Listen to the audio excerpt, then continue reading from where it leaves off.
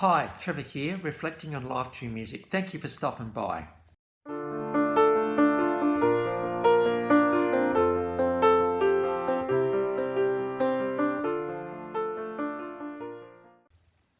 Well, coming again today, you're very welcome. Last video, I started this little mini-series on Australian music legend John Farnham. And in that first video, we looked at his start, here back in the late 1960s, and he got crowned King of Pop for 5 consecutive years. But then there was a gradual decline in popularity, and he was just doing the cabaret circuit.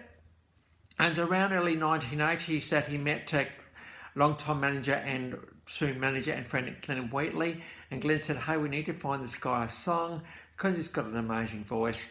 And out came that song Help, which was a cover of the Beatles, more of a power ballad, and John Farnham really made that song his own. We then looked at his time with the Little River Band, the iconic Little River Band, and we looked at the song We Too, which is such a brilliant vocal really in many ways. But John Starr was just a little too bright for the Little River Band, and something else needed to happen. It was around the early 1980s that John was starting to compile a bit of a song list, because he's thinking, hey, I want a bit of a solo career here. I want to just kind of do my own thing a little bit. But then the Little River Band came along, and that was kind of it. But he started to compile this song list, and such songs as Touch of Paradise and Pressure Down were actually added to what was an already emerging song list. And the story goes that when he was actually overseas in a jazz club, he actually did a bit of joke commentary for a snooker tournament, a pool tournament of all things, and he called himself Whispering Jack Phantom. Now, just keep track of that name so we all know where we're going with this video today. And so the Little River Band finished up, and there was a bit of conjecture over the song Playing to Win, and even up to now there's been dispute of actually who wrote it, and so the credits have just been kind of split between all 4 members ever since, even though John Farnham well and truly has made this part of his live set. But there needed to be something else. The songs weren't quite there. There needed to be one more song, and actually this song didn't actually come until near the end of the compilation list. Enter Chris Thompson and a few other people. Now, Chris Thompson is part of the Manfred Mann's Earth Band. And one of their hits, Blinded by the Light, and also Runner, which is part of the Olympic Games back then. He actually was sleeping during an anti-nuclear rally where 100,000 people attended, and he felt a little bit guilty about that. So in penance to himself, he wrote this song. And really what is inspiring was he's invoking private agency to actually bring around political change. Now, Chris thought, well, John Farnham approached him because John Farnham thought, hey, this is the song. This is going to change my life. It will absolutely change my life. But Chris was saying, nah, you're that guy that sang Sadie the Cleaning Lady. I really can't picture you singing this song. This song is actually quite demanding, quite full on, and I really think I've got a good song here too. I just can't trust it to anyway. But eventually Chris Thompson gave in, and the rest is history. But in the meantime, Whispering Jack had been recorded, but the radio stations thought, hey, Johnny Farnham, Sadie the Cleaning Lady, you know what? Who's John Farnham? Who's John Farnham anyway?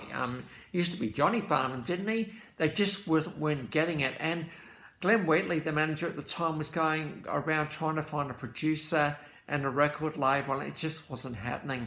But anyway, Ross Fraser ended up coming on as producer, and Glenn thought, well, I reckon I've got something here. I'm going to mortgage my house.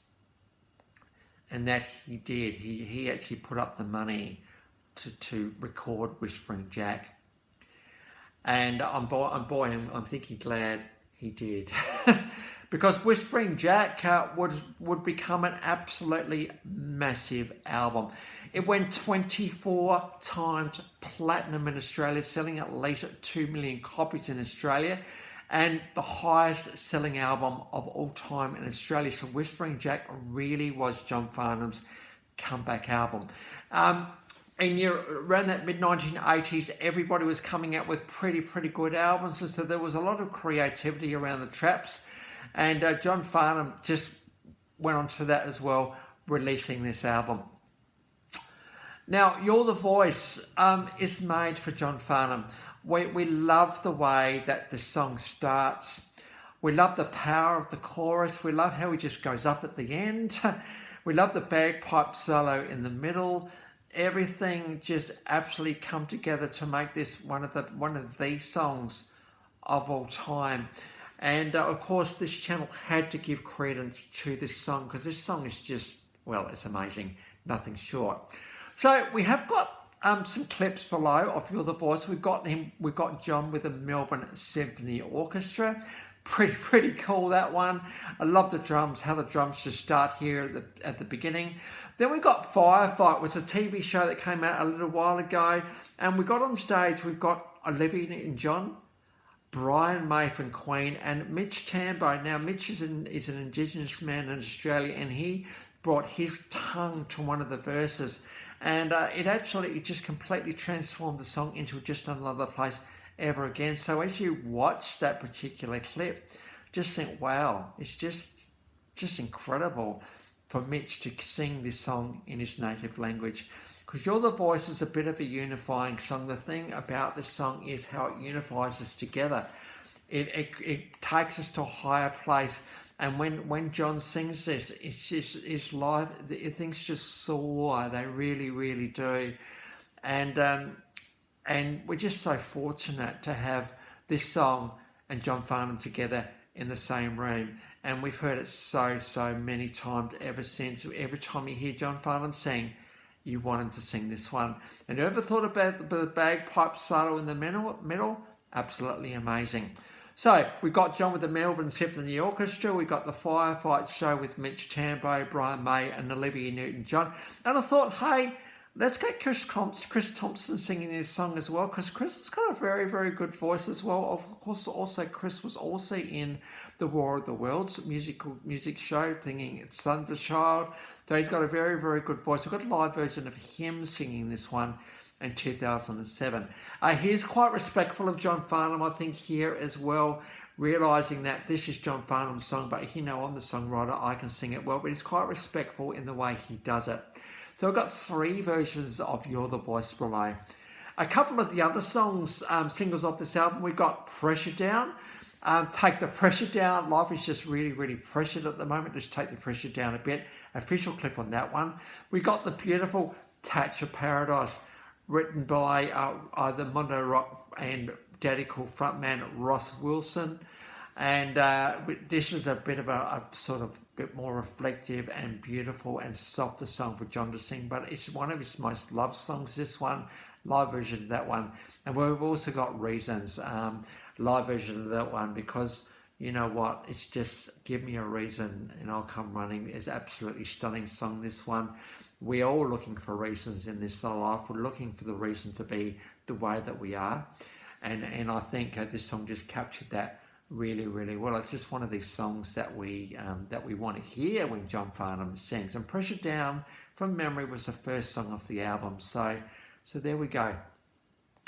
This album changed the musical landscape in Australia, and probably just not in Australia, but in the world really. And followed up by the tour Jack's Back. And now there was originally only going to be 11 shows, but given that tickets were just selling big time, they had to expand it to 19 and to bigger venues.